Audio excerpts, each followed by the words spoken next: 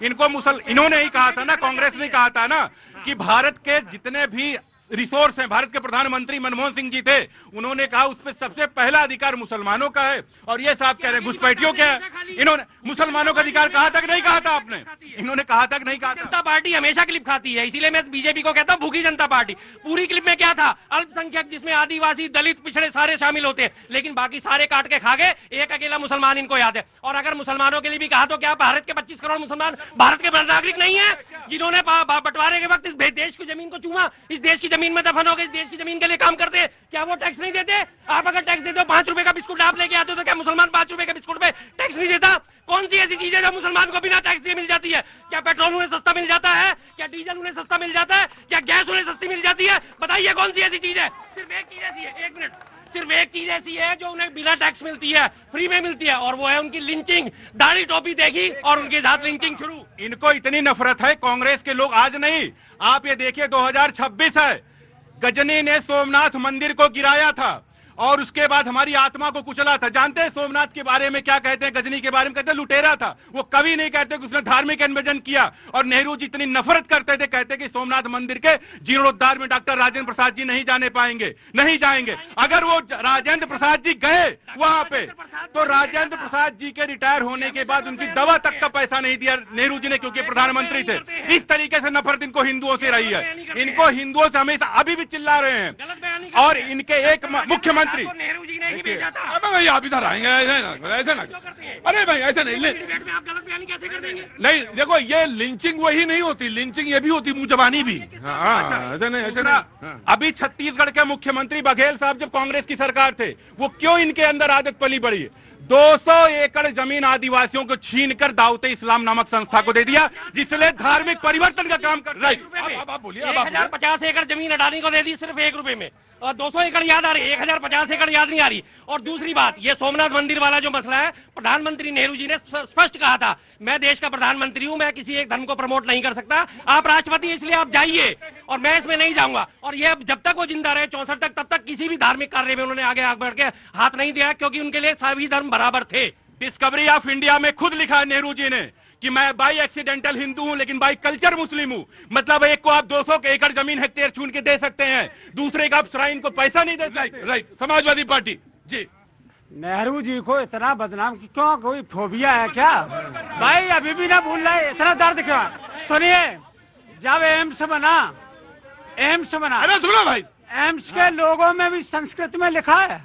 Kharagpur IIT है ना, उसका भी लोगो है, उसका में भी संस्कृत में लिखा है, उसमें भी संस्कृत में लोगो लिखा है। संस्कृत में नहीं लिखा है। हाँ। वो वेदों से, उपनिषदों से वाक्य लिए गए हैं। हाँ, उपनिषदों से वाक्य लिए, इसीलिए कि लोग अगर मेडिकल की पढ़ाई करें, लोग IIT की पढ़ाई करें, विज्ञान की पढ़ाई करें, लेकिन साथ में उनको ये याद रखना चाहिए कि हम सनातन धर्म से जुड़े, हमारे वेदों का पाठ वो भी याद रखना चाहिए। इसलिए नेहरू जी ने कहा था। जिन्ना ने तो यहाँ तक कहा था कि जो नेहरू जी हैं वो हिंदूवादी नेता है, वो मुसलमानों के खिलाफ है। देखिए, बिल्कुल समाजवादी पार्टी की वो बात बिल्कुल याद रखना चाहिए। जब मुजफ्फरनगर में दंगे हुए तो टोपी पहचान का मुआवजा इन्होंने दिया था, हिंदुओं के 1 पैसे का मुआवजा नहीं दिया था। ये इनको याद रखना चाहिए, लोगों को ये बिल्कुल याद रखना चाहिए।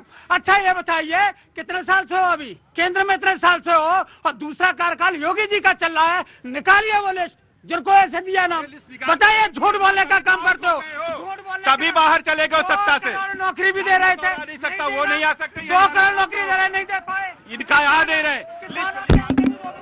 किसानों की आमदनी दोगुनी कर रहे थे, कहाँ दे पाए? बताइए। नहीं बताइए, आप बताइए ना। मुद्दे से भाग गए ना, जैसे मुजफ्फरनगर का नाम लेते ऐसे दर्द इनका कहाँ से कहाँ है ना। अगर कोई दंगे का नाम ले, दर्द होना चाहिए, निश्चित तौर से दर्द होना चाहिए, निश्चित तौर से दर्द होना जी। बिल्कुल, दोनों से पूछूंगा। एक उधर से हाथ उठ रहा है जी, 3 और एक चौथा वो 4। बिल्कुल आराम से, 1 by 1 जी। आज हाथ से छूट गया यार मेरे। सर मैं ये कह रहा था, जैसे SIR का मुद्दा ये लोग छोड़ रहे हैं, SIR में मान के चलते हैं कि 289 जो भी वोट कट रहे हैं, सपोज कीजिए कि इसमें 25%, 25,000 वोट फॉल्स होगा, 25,000 वोटर होंगे जो यूपी के 9 होंगे, तो यानी कि टैक्स पेयर का जो राशन आ रहा था 25,000, मैं मान रहा हूं कि 25,000 इसमें से फेक हैं, या घुसपैठियां हो या कहीं के हो, यानी 25,000 लोग हमारा अन्न खा रहे थे। दूसरे देश के होके, तो अगर एसआईआर प्रक्रिया चल रही है तो इसमें दिक्कत क्या है किसी को? अगर चल रही है, अगर हमारा घर साफ हो रहा है तो इसमें दिक्कत क्या है? हम तो खुद ही दुनिया के सबसे बड़ी जनसंख्या है, ऊपर से बाहर के लोग और आते जाएंगे, हमें मिलेगा क्या? और ये राजनीतिक जितने भी लोग हैं, अगर कोई भी प्रक्रिया आती है, जैसे बैंकिंग जब आया था, जब कंप्यूटराइज हुआ था, तो लोगों को बड़ा दिक्कत थी कि हम नहीं कर पाएंगे, बूढ़े लोग बोलेंगे हम तो छोड़ रहे हैं। बैंकों का जब मैं आप बताएं आपको, इंदिरा जी ने बैंकों का राष्ट्रीयकरण किया तब भी लोगों ने कहा कि ये गलत है। हाँ, तो अगर ये सिस्टम आ रहा है तो इसे हमें एक्सेप्ट करना चाहिए, चाहे वो कोई पार्टी का हो। राइट जी, जनाब आली।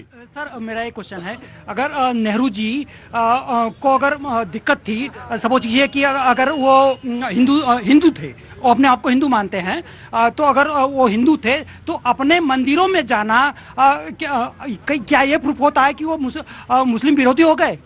अगर अपने मंदिर में अगर नहीं जा सकते हैं तो इसका मतलब कि विरोधी हो गए मुस्लिमों के, ऐसे कैसे क्या सिस्टम है ये? मतलब ये कह रही है अगर हिंदू हैं तो उनको मंदिर में जाने में आपत्ति क्यों हुई? क्यों है? हाँ, सोमनाथ के मंदिर में जाने में आपत्ति क्यों हुई? यस, यही कहना चाह रहा हूँ। हाँ? अगर हाँ तो वही कह रहे हैं भैया, समझ में देने वाले। हाँ जी, राजेंद्र प्रसाद गए थे, राजेंद्र प्रसाद जी गए थे, जो हमारे पहले। हाँ भाई साहब, बिल्कुल बिल्कुल आप ही ने दिया, सही कह रहे हैं आप, बिल्कुल मैंने लिया, सवाल लिया जी। जनाब आली। हाँ हुजूर, क्या नाम है साहब आपका? सर मेरा मेहर सिंह दहिया है। मेहर सिंह दहिया साहब। हाँ जी, बीजेपी से क्वेश्चन है। हाँ बिल्कुल, बीजेपी से पूछो। 8 पे कमीशन कब से लागू करें? कौन सा? 8 पे कमीशन।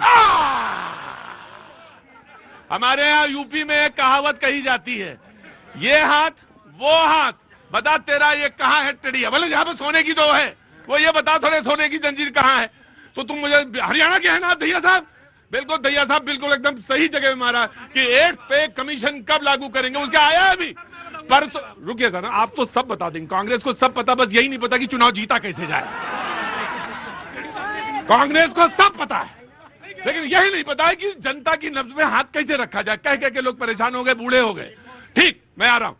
दहिया साहब 2 दिन पहले का पेपर निकालिए, उसमें फ्रंट पेज पे एक कॉलम की न्यूज लगी हुई है, मेरी नजर में है, बताएंगे जी। कौन रह गया था? हाँ जी, वेरी गुड।